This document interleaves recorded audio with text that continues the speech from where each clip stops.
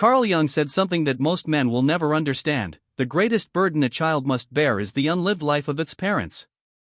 But here's the darker version nobody talks about: the greatest burden you carry is the life other people convinced you to live. The man sitting alone at the bar on a Friday night isn't losing. He might be the only one in the room who's actually free.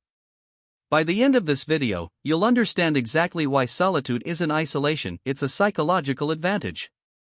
You'll know the 3 Jungian mechanisms that make the lone wolf harder to manipulate, more self-aware, and genuinely more in control than the man who needs a crowd to feel okay about himself. Here's why this matters right now. Social media has turned validation into a drug. Every notification, every like, every group chat ping is a microdose of borrowed identity. And men specifically are being conditioned to believe that needing people means you're healthy, and not needing them means something's broken in you. That's backwards. Jung spent his entire career studying what happens when a man outsources his inner life to the crowd. He called it the greatest psychological catastrophe of the modern age. This isn't about being antisocial. This is about whether you own yourself or whether the room does. The lone wolf has already done the work the crowd is still avoiding.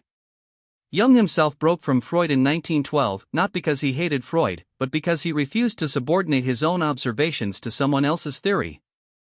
He walked away from the most powerful network in European psychology. For years he was professionally isolated, called unstable, dismissed. During that period he wrote the Red Book, the raw, unfiltered confrontation with his own unconscious. It became the foundation of analytical psychology. The crowd said he was finished. He came back with a framework that outlasted all of them. When you're alone, you can't outsource your discomfort. There's no group consensus to hide behind, no social ritual to absorb the anxiety. You're forced to sit with what Jung called the shadow, the parts of yourself you suppressed because they weren't acceptable to the tribe. The man who does this work voluntarily, in solitude, is terrifying to the man who's never done it. Because you can't manipulate someone who already knows his own darkness. Solitude collapses the false self and makes you harder to control. Consider Marcus Aurelius, Emperor of Rome. The most powerful man on earth. He wrote the Meditations, private notes, never intended for publication, in military camps, away from the court, away from the advisors and the yes-men.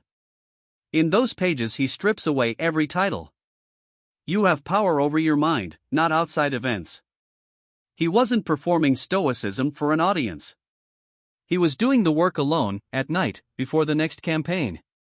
The man who commanded legions was most lucid when no one was watching.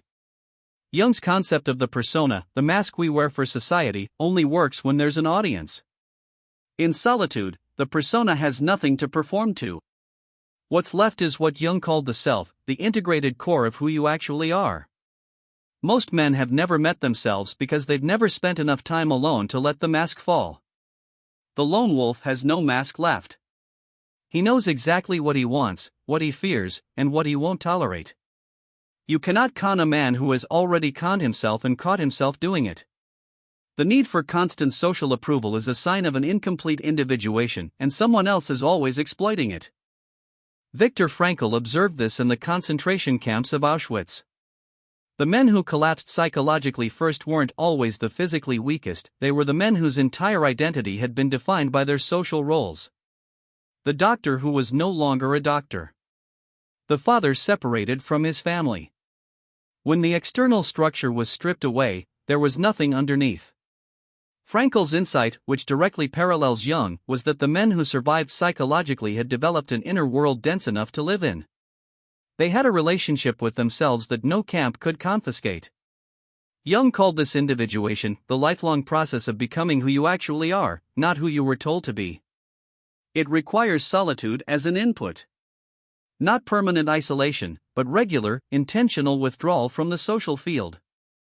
The man who never individuates remains psychologically adolescent. He needs the tribe's approval to know whether his actions are correct. That need is a lever. Advertisers know it. Politicians know it. The people in your life who drain you know it. The lone wolf has pulled the lever out of their hands. Silence is information, and the lone wolf reads it while everyone else is talking. Schopenhauer, miserable genius, yes, but he identified something precise: most conversation is noise designed to avoid confrontation with oneself. He wrote that a man can only be himself when he is alone, and a man who does not love solitude does not love freedom. Now strip away the 19th century pessimism and here's what he's pointing at: the man who can sit in silence without reaching for his phone, without filling the room with words, without manufacturing social friction. That man is collecting data everyone else is missing. He's watching. He's noticing the gap between what people say and what they do. He's running a different process. Neurologically, the default mode network, the part of your brain active during self-reflection and social cognition, gets suppressed by constant external stimulation. When you're always in social mode, you're processing others and never processing yourself. Solitude activates introspection. Jung's word for this was introversion, not shyness, not social anxiety, but a natural energy flow directed inward for recharging and processing. The lone wolf isn't drained by solitude. He's sharpened by it. He returns to the world with a read on it that the man who never left the party simply doesn't have. The lone wolf chooses his tribe, which means when he commits, it's real. Nietzsche's concept of a more fatty love of fate is often quoted out of context. People use it as a cope. But the full weight of it is this: only the man who has sat alone with his life, faced what it actually is without illusion, and chosen to embrace it anyway, only that man can make a genuine commitment. Nietzsche himself was chronically alone, socially difficult, physically ill. But his relationships, with Lou Salome, with Overbeck, were characterized by an intensity of genuine engagement precisely because he wasn't performing connection. He had too little social energy to waste on people who weren't real to him. When you haven't done the interior work, every relationship is partly about managing your anxiety about yourself. You need the other person to reflect something back at you. Jung called this projection. You're not actually seeing them, you're seeing your own unresolved material. The lone wolf, having already faced his shadow, can actually see other people. He doesn't need them to be something. That makes him a better friend, a more dangerous ally, and a man who means it when he says he's in. Here's what we covered. 1. Solitude forces the shadow work the crowd keeps avoiding, and the man who's done it can't be manipulated by the man who hasn't. 2. The persona, the mask, only survives when there's an audience. Strip the audience away long enough and you find out who you actually are, which is the most useful information you can have. 3. Individuation, becoming yourself rather than the crowd's projection of you, requires regular withdrawal from the social field. It's not antisocial. It's the prerequisite for being genuinely useful to anyone. The lone wolf isn't running from people. He's building the interior structure that makes him worth running toward. If this landed for you, if some part of you recognized what we were talking about, subscribe. We put one of these out every Tuesday and Friday. No filler, no motivation porn.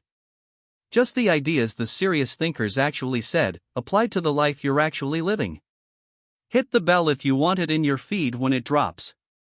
See you Tuesday.